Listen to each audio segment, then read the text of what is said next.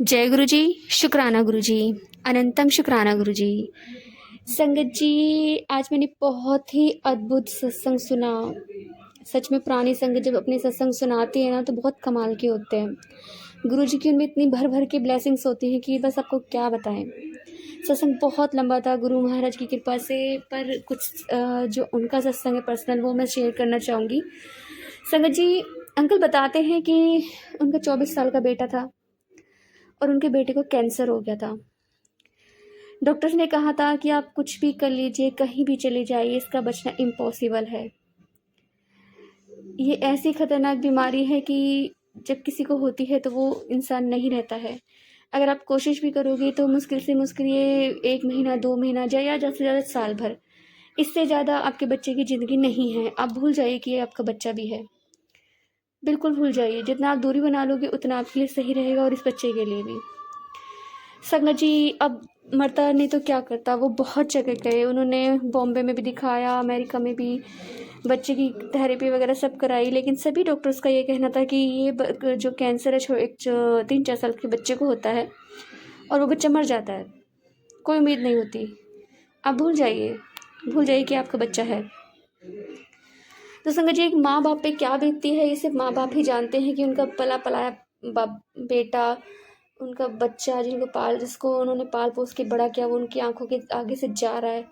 हाथ पैर मारने लाजमी है, कहीं जो जैसा बता दे वहाँ चले जाना। संगत जी, उनकी आंटी जो मतलब उन अंकल की जो वाइफ थी वो डॉक्टर थी, तो उनके वहाँ के कलीग ने उनको बोला कि ऐसे ऐसे छतरपुर में बड़े मंदिर है, तुम एक बार वहाँ जाकर देखो। संगत जी, सीधी सी बात है, गुरु महाराज जी की लीला होती है अपनी संगत को जोड़ने की। संगत जी, जब वो जाते हैं बड़े मंदिर तो गुरु महाराज जी के सिर्फ 2 शब्द होते हैं उनके बच्चे के लिए, कल्याण किता। संगत जी, वो अंकल कहते हैं कि उन 2 शब्दों ने आज तक हमारी ज़िंदगी बना के रखी हुई है। हमारा बेटा हमारे पास है। संगत जी, अंकल बताते हैं कि जब उन्होंने वहाँ पे प्रसाद खाया उनके बेटे ने, और उसके बाद जब उनका चेकअप हुआ तो डॉक्टर हैरान हो जाते हैं और कहते हैं कि जो डॉक्टर ये बोला करते थे कि भूल जाइए आपका कोई बच्चा था, वो कहते हैं कि भूल जाइए कि आपके बच्चे को कभी कोई कैंसर भी हुआ था। आपका बच्चा बिल्कुल स्वस्थ है, फाइन है। हम इसकी हर 6 महीने में साल भर में इसकी थेरेपी करेंगे, चेकअप करेंगे, और कि मतलब दोबारा ये कंडीशन तो नहीं हो रही है बच्चे को। संगत जी, गुरु महाराज की कृपा से वो बच्चा बिल्कुल स्वस्थ हो गया। ऐसे साल बीते, गुरु महाराज जी ने उनके बेटे से कहा शादी कर दो, मतलब अंकल आंटी को बोला अपने मुंडे का ब्याह कर दो। तो 2 साल तक वो लड़की ढूंढते रहे, उन्हें नहीं मिली। फिर गुरु महाराज जी हर बार कहते रहे मुंडे का ब्याह कर दो, मुंडे का ब्याह कर दो। तो एक बार उनकी आंटी कहती हैं कि गुरु महाराज जी, लड़की भी आप ही दिलाइए। जब आपने मेरा बेटा ठीक करा, आपने मुझे मेरा बेटा वापस दिया है, तो लड़की भी आप ही दिलाइए। संगत जी, गुरु महाराज जी कहते ठीक है, तो मैं दिला देता, मैं तेन पंजाबी कुड़ी दिलाऊंगा। तो गुरु महा वो कहते हैं अंकल जी, गुरु महाराज जी बताइए कुछ करना है क्या, कहीं किसी साइट पे डालना है या नहीं डालना है। तो गुरु जी कहते चुप करके बैठ, लड़की अपने आप आ जाएगी। सच में संगत जी, बिल्कुल गुरु जी के शब्द होते हैं कि लड़की अपने आप मिल जानी है तो लड़की अपने आप ही मिल जाती है। जहाँ उनका बेटा जॉब करता था, बहुत बड़ी मल्टीनेशनल कंपनी में जॉब करते हैं, और वहाँ पे एक लड़की आती है, वो पंजाबन होती है। तो वो कैंटीन में बैठे होते हैं वो अंकल, उन अंकल के बेटे, और आके वो लड़की उनसे सीधा कहती है कि जी, किसी का नाम पूछती है कि ये शख्स है कहाँ, मैंने इनके नीचे काम सीखा है इनके साथ रह के। तो उनका बेटा कहता है कि मुझे नहीं पता है, वो उसके बारे में नहीं बता पाते। तो ठीक है। 1-2 दिन बाद वो ऐसी आती हैं और कहती हैं कि मेरे मम्मी पापा आपसे मिलना चाहते हैं, आपकी फैमिली से मिलना चाहते हैं शादी के लिए। अब सामने से लड़की आ रही है तो उनके बेटे कहते हैं कि देखो, मुझे ऐसे ऐसे कैंसर हुआ था और मैं गुरुजी की कृपा से ठीक हूँ, मैं कोई भी बात नहीं छुपाना चाहता। संगत जी, सामने से उनके लिए रिश्ता आता है उनके बेटे के लिए। फिर उनके कुछ टाइम बाद उनके लड़की के माँ बाप लड़के के माँ बाप से मिलते हैं, प्रपोज करते हैं कि भाई हमें लड़का पसंद है, और शादी हो जाती है। संगत जी, इसके कुछ टाइम बाद गुरुजी कहते हैं कि फैमिली की प्लानिंग करो। अब 4 साल तक वो हस्बैंड वाइफ दिखाते रहे, कहीं फैमिली प्लानिंग नहीं हो पा रही थी उनकी। कोई दवाई काम नहीं कर रही थी, कुछ नहीं हो रहा था। रिपोर्ट्स में आता था कि मतलब कंडीशन नहीं है इनकी माँ बाप बनने की, बिल्कुल भी नहीं है। तो गुरुजी 31st नाइट की एंजॉय कर रहे थे। तो जब वो प्रसाद बांट रहे थे तो उनकी वाइफ के हाथ में प्रसाद दे दे के कहते हैं, ले तेनू मुंडा दिता। कुछ इस तरह के शब्द बोले थे उन्होंने, मुझे अभी याद नहीं है। मतलब उनको गुरु महाराज जी ने ब्लेस कर दिया बच्चे के लिए। तो संगत जी 1 महीने बाद पता चलता है कि उनकी जो वाइफ है उन्होंने कंसीव कर लिया है। और कोई संगत आके आंटी बोलती हैं, उन्हें नहीं पता उनकी वाइफ को कि उन्होंने कंसीव किया है। और संगत की आंटी आके बोलती हैं कि तैनू गुरुजी ने ना 2 बच्चे ब्लेस किए। संगत जी प्रेगनेंसी बढ़ती रही, धीरे धीरे इस प्रेगनेंसी में बहुत ज़्यादा प्रॉब्लम आने लगी। बच्चे को सांस लेने में मतलब सांस नहीं पहुंच पा रही है, खाना पीना नहीं पहुंच पा रहा है। डॉक्टर कह रहे हैं कि आप भूल जाओ ये प्रेगनेंसी हो सकती है, नहीं हो सकती कंप्लीट, आप बिल्कुल भूल जाइए। 1% चांस भी नहीं है। अगर बच्चे को थोड़ी बहुत सांस हवा पानी जाती, सांस तो ले पाता बच्चा, तो हो सकता था कि आपका बच्चा, जो बच्चे हैं दोनों जुड़वा, वो ठीक ठाक हो जाए, लेकिन कोई उम्मीद नहीं है। बट गुरुजी ने तो बोला है कि बच्चे होंगे। तो प्रेगनेंसी चलती रही।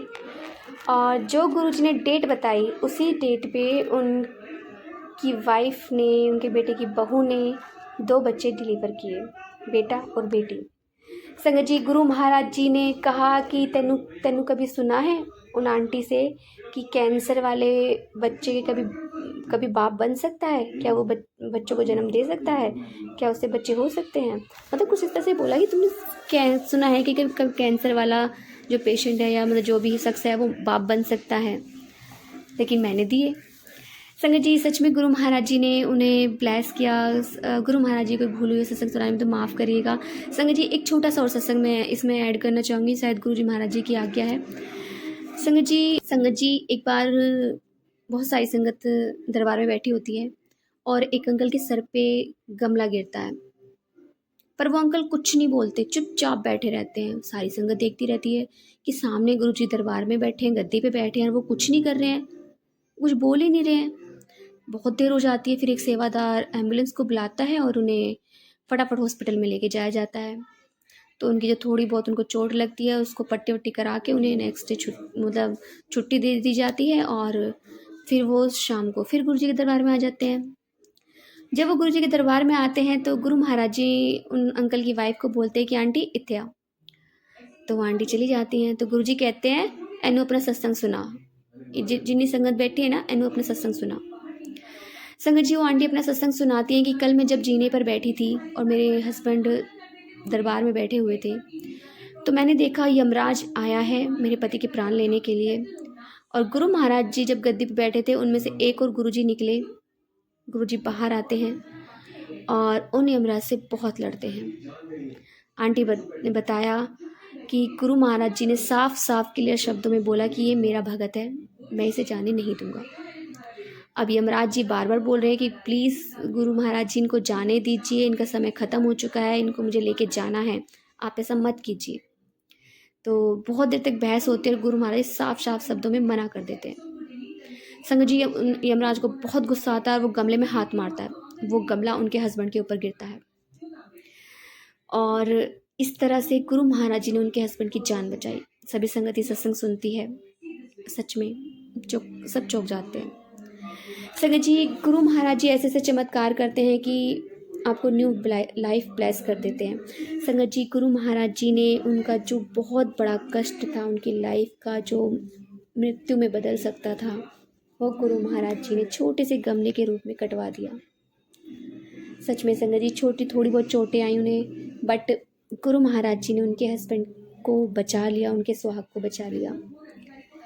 संगत जी गुरु महाराज जी जिनको बच्चे नहीं होते थे, साफ क्लियर हो जाता था कि इनको बच्चे नहीं हो सकते, गुरु महाराज जी उन्हें भी बच्चे ब्लेस करते थे। संगत जी सत्संग बहुत बड़ा था, बहुत प्यारे प्यारे जो पुरानी संगत है, पुराने संगत जी हैं, उन्होंने बहुत अच्छे अच्छे सत्संग अपने शेयर किए इसमें, कुछ अपने कुछ और संगतों के। तो बस गुरु जी की यही आज्ञा है कि मैं इतने यहाँ तक ही शेयर करूँ। जय गुरु जी, शुक्राना गुरु जी, अंतम शुक्राना गुरु जी। संगत जी यदि आपको सत्संग अच्छा लगा तो प्लीज़ हमारे चैनल को लाइक कीजिए, सब्सक्राइब कीजिए, बेल आइकन को प्रेस कर दीजिए ताकि नए सत्संग की जानकारी आपको जल्द से जल्द मिल सके।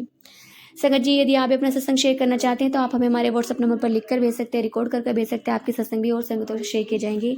जय गुरु जी, शुक्राना गुरु जी।